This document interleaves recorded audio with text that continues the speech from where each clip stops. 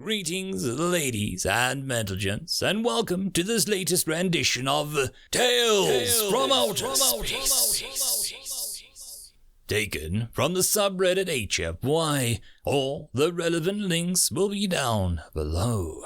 And as always, I hope that you enjoy, and if you do, please consider supporting the channel. Now, on to the science fiction. Dawson's Christian, written by You Sure I'm Not a Robot. She knew her ship was lost when a human engineer arrived carrying a gun. Humans were never seen with such weapons. They seemed to think that there was no honor and disliked having to resort to such crude technology. Also, it was technically illegal for them to use one on the ship, although that wouldn't have worried her human. Her engineer was a human in his middle age. He had been speaking of moving to a route closer to his home planet, but he had never seemed to get around to it. "Captain, the ship is lost. Those bastards are looking for blood and not cargo. I can't fly her out of here. The engines are shot and life support is on minimum. I can get you away, but you can't fight her anymore." The captain had enjoyed flying the edge of space, taking the money and the honor. She had defeated pirates often enough that they stayed away when they heard she was coming, until they didn't. Somewhere in the big dock, she had offended the gods and her enemies had conspired. She had laughed when the first crappy pirate ship had flown out of the night with its pitiful plasma throwers and a shield that she could cut with a spoon. It had died quickly. Then she had realized too late that it was bait, a beacon for those searching for her. The Christian was crushing their trade, and many had come to see her end. From the dark screamed death from all points. The first sweep trashing her engines, and the next her life support. She swore as she fought her ship, twisting it into strange shapes and slowing time until the plates failed beneath her.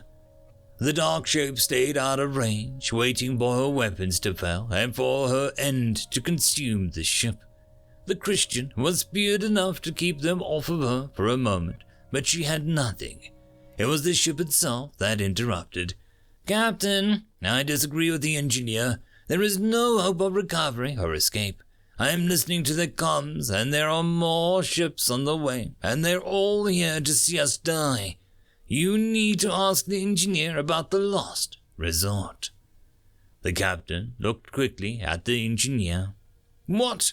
We're in a hurry here." The engineer gripped his weapon tighter. "Captain, what the ship's talking about is for when we are dead. She can do it, but we will never see daylight again unless by some miracle we take the ship home. Trust me when I tell you that a knife fight would be better." The captain watched as the ship plotted new enemies and dark plots on her escape routes.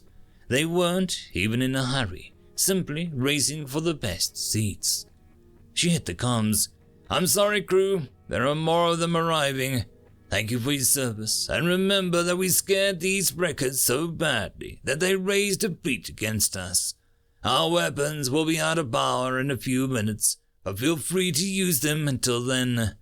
It has been a privilege, and I'll see you on the other side, and I'm buying."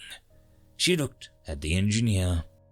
"Do whatever it is you can. Frick this up and you can buy the drinks." The dying began quickly as heavy plasma began slamming through the fading shields. The human engineer stood watching the console as it grew worse. Today, no one was boarding. They wanted to see the ship burn in the dark and be left spinning in the void forever. He punched up a menu, unavailable and unknown to the crew. This was for a human engineer only, and he had never dreamed he would be using it. "Christian, do your best with this, but we fall with you." He looked at the core. "No ghosts. Not again. Are we clear?" The ship had heard the same stories and understood. "Yes, engineer. I will not permit the ship to be taken. Permission to begin. We won't have much time." The engineer flicked over the cover and pressed the button. I'll explain it to the captain once it's finished. Just do what you need to do." The ship paused as she wound up her darkest systems. "Say it, engineer. I need the words. Perhaps they'll understand one day. Ship, imprint the crew." The intact pirates were in good humor. The treacherous Christian had fallen and they could resume their normal business.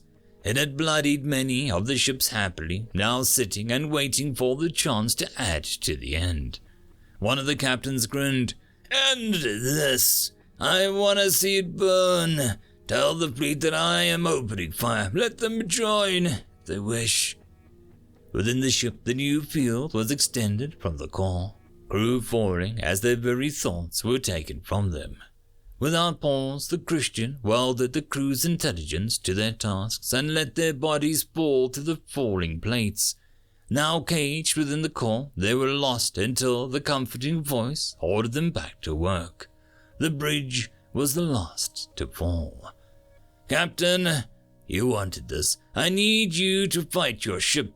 If you lose, then this is over. I won't ask you to understand, but I need you to check the numbers. I think you'll find that they have changed." The engineer's body fell as his mind took control of the ship's systems. From outside, it looked like an explosion as the interior was emptied of bodies, gases, and equipment. The engineer awoke with his heart broken, the feeding engines of physical pain. He quickly began rebuilding it using the drones that moved almost as quickly as thought. The ship was open to space, so he shut down life support. He watched as his body bounced off a few walls before he opened the ports and let it fly free. He had to admit that there wasn't the thought that he expected to have. "Captain, I'm rebuilding the engines, but you're the fighter here. Tell me what you need." The captain found herself in a grey of the ship under fire. The Christian was a mirror, a crude facsimile of herself, and it was waiting. "Welcome, Captain. By law and tradition, I cannot fight your ship. The price is, as always, that you get to bring your people home. There isn't room for both of us anyway. Fair sailing." The AI extinguished itself, and Captain Dawson suddenly found herself filling the ship's networks, her crew waiting. She spoke with a fading shadow, nodding. "Fair sailing to you."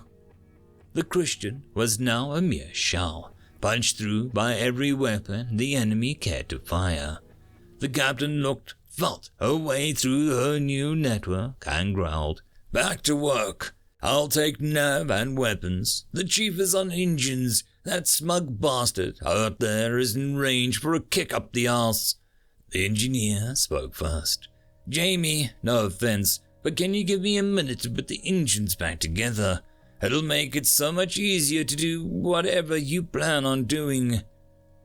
The battle became strange as the fleet fled through every port, emptied every weapon on the ship, but from the fog of battle debris, from the wreckage and bodies dumped from the ship arrived death.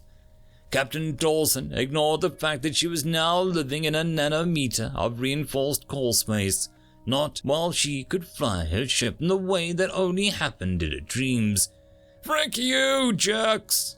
She scraped her weapons together and began her attack. Like a knife in the dark, she didn't slow down. Any unorganic was already dead. She shattered the first intact cruiser by punching right through it, carving a huge gash in her own ship. The next target swung to attack, letting loose every weapon on the Christian and adding another rash of holes in the hull. They struck without effect. The crew and ship now knotted into a water-thin amalgam in the hull. This time, the captain fired as she moved, shattering the cruiser into dust. Without all that useless organic weight, the Christian was capable of so much more. She cut the pirate ships into bloody shreds. She paused, surrounded by the burning corpses of her enemies. The hull crawled with the life of a crew, even as their bodies rotted where they'd fallen. The captain smiled. "So, do we go back? Our engineer can take us home, so he says. or do we make the dark our home and stand guard? Her crew responded with one voice. We stand! End of story. And that, my friends, concludes this video.